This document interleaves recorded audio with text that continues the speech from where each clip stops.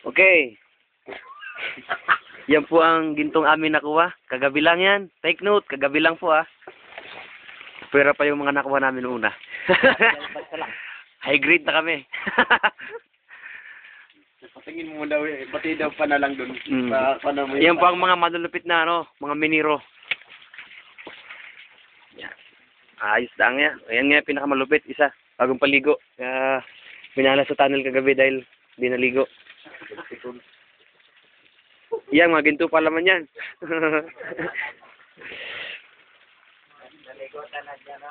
Ang ganyan doon sa portal ngayon, magduman ka pa mga Di na nga, ganyan bilang. Naligo nga yan, sa nagmahoy. Ayun po nga. Yan, ginto pa yan. Nagpukuan. Naglilinis.